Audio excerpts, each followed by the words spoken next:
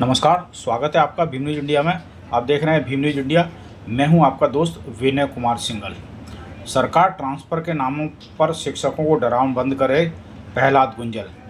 सरकार शिक्षक को राजनीति का वाहक नहीं बनाए, महावीर सियाग प्रदेश अध्यक्ष।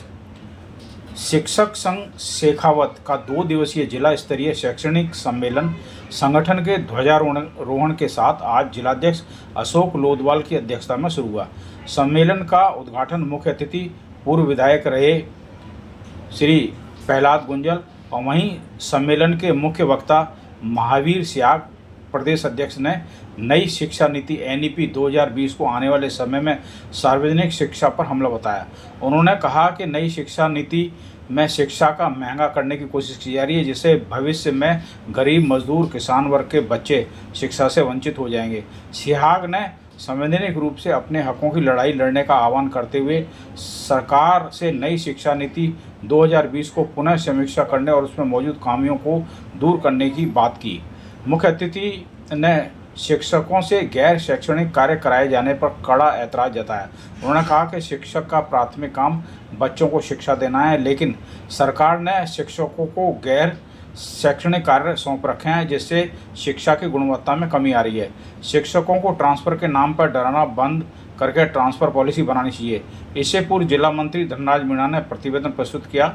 सम्मेलन संयोजक उमेश कुमार मीणा ने सभी सहयोगियों अतिथियों का स्वागत करते हुए आभार व्यक्त किया तथा सम्मेलन को महावीर मीणा, संघर्ष समिति सह संयोजक ईश्वर सिंह, वरिष्ठ उपाध्यक्ष शैक्षणिक प्रकोष्ठ कांग्रेस बाबूलाल बलवानी, प्रदेश कार्यकारिणी सदस्य ने भी संबोधित किया।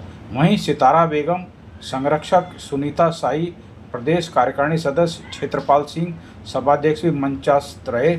सम्मेलन के प्रथम दिवस सेवानिवृत्त शिक्षकों का स्वागत सम्मान किया गया।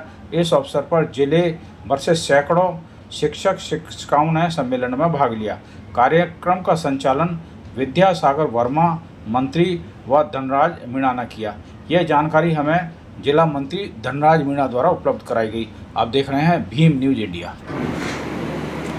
और इतना खतरनाक रोड मैप तैयार किए, एक को तो हमेशा में ज्यादा ताकत लगेगी। सरकार बनने के बाद में जब हमने ये लड़ाई शुरू की, पूरे राजस्थान के आप अपने यहाँ भी आए थे, अशोक जी और ईश्वर सिंह जी के नेतृत्व में पूरे कोटा संभाग में दौरे हुए थे। पूरे राजस्थान में हमारे साथी गए, बताया कि नई एजुकेशन पॉलिसी कितनी खतरनाक है। तब मंत्री जी ने शिक्षक संघ राष्ट्रीय के नेताओं को बुलाया और उनसे कहा कि तुम मांग करो, ट्रांसफर चाहते हो? हाँ चाहते हो, तो तुम मांग करो कि नई एजुकेशन पॉलिसी लागू की। और 2 साल पहले आप कोटा में भी अगर है तो कलेक्टरों के माध्यम से ज्ञापन दिए थे कि नई एजुकेशन पॉलिसी जल्दी से जल्दी लागू की जाए। अभी जयपुर में एक समारोह में, कॉमन समारोह में, उन लोगों से बातचीत हो गई। हमने उनसे पूछा कि जी आपने मांग क्यों की, तो जयपुर के नेताओं ने बताया राष्ट्रीय के कि हमारे नेताओं का आदेश आया था कि ये ज्ञापन देना है। उनका ठीक है, आपने दे दिया, पर क्या आप स्कूल बंद करवाना चाहते हो? कि नहीं। उन्होंने कहा आप तो ये मांग तो आपकी है कि स्कूल बंद हो जाए। नई एजुकेशन पॉलिसी ये कहते हैं कि आसपास के सब स्कूलों को बंद करो और एक स्कूल वहां पढ़ाओ। बच्चे आए नहीं आए उसका कोई मतलब नहीं। एक तो इसमें स्कूलों को बंद किया जाएगा और इतनी बड़ी संख्या में किया जाएगा कि बहुत दूर दूर स्कूल बचे। आज हमारे जितने स्कूल हैं, आप ये मान लीजिए कि 1 तिहाई स्कूल बचेंगे, और अगर 1 तिहाई स्कूल बचेंगे तो क्या हमारी नौकरी बचेगी? क्या हम ये सोचेंगे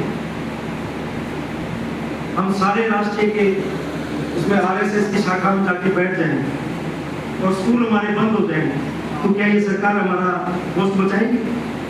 नहीं बचाएगी, खत्म करेगी। ये रास्ता नहीं है। रास्ता एक है कि लड़ना पड़ेगा। नहीं, हमने साबित किया।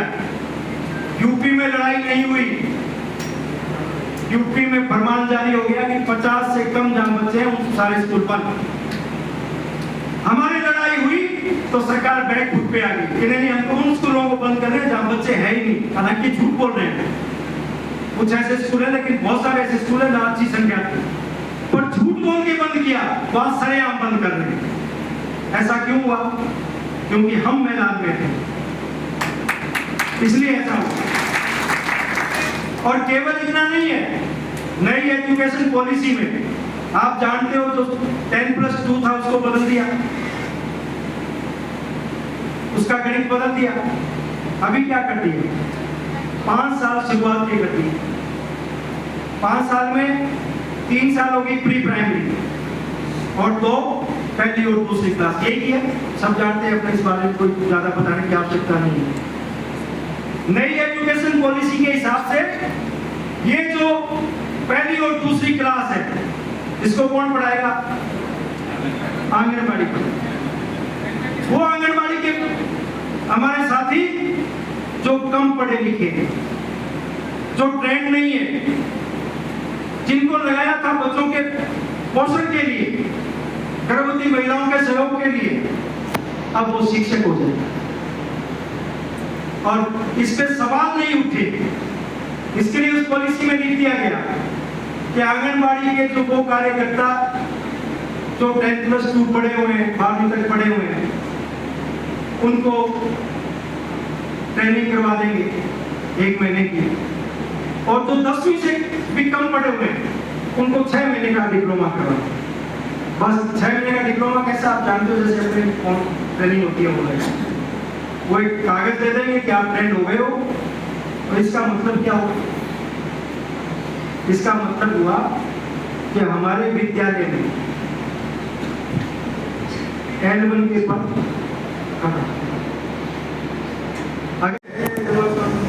कर दिया मेला हमारा कब, जिस तरह से जिस जगह से चला था वहीं आ गया, क्या ये मौसम गुलामी का रास्ता गया, हो गए सब तकारत हमारे जतन, तुझको क्या हो गया है रे वतन, मुल्क से आज धोखा किया जा रहा, फिर लुटेरों को मौका दिया जा रहा, राजनीति का इतना हुआ क्यों पतन, तुझको क्या हो गया है रे वतन, कर दिया आज मेला हमारा कफन, हमने हंस पे।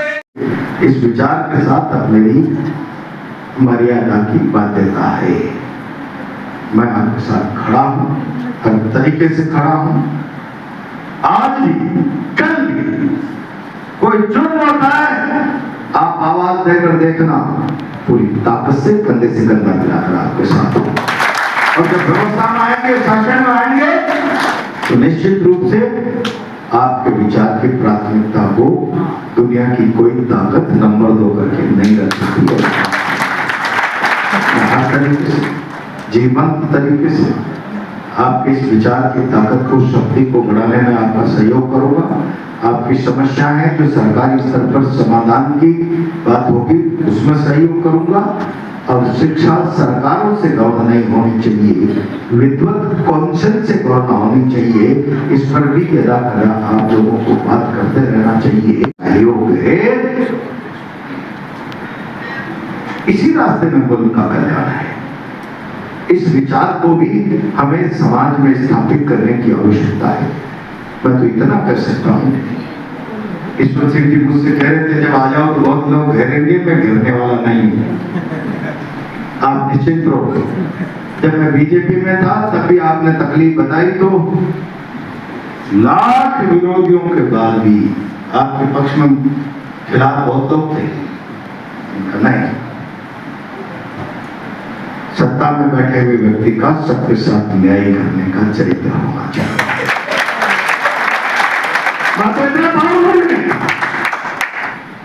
कि मैं कोई बहुत बड़ा सत्ता का ताकतवर हिस्सा था, लेकिन जितना जिस स्थिति में था मैंने अपने न्यायिक निष्पक्ष चरित्र के साथ समझौता नहीं किया, चाहे मुझे मुख्यमंत्री के सामने। आप देख रहे थे भीम न्यूज़ इंडिया। यदि आपको हमारे द्वारा दिखाई गई खबरें पसंद है तो प्लीज़ हमारे चैनल को यूट्यूब पर सब्सक्राइब कीजिए, लाइक कीजिए, शेयर कीजिए, कमेंट्स कीजिए। भीम न्यूज़ इंडिया के फेसबुक पेज ट्विटर यानी एक्स और टेलीग्राम पर भी आप फॉलो कर सकते हैं। न्यूज़ अपडेट के लिए बने रहिए हमारे साथ, देखते रहिए आपका अपना लोकप्रिय चैनल भीम न्यूज़ इंडिया। आपका बहुत बहुत धन्यवाद।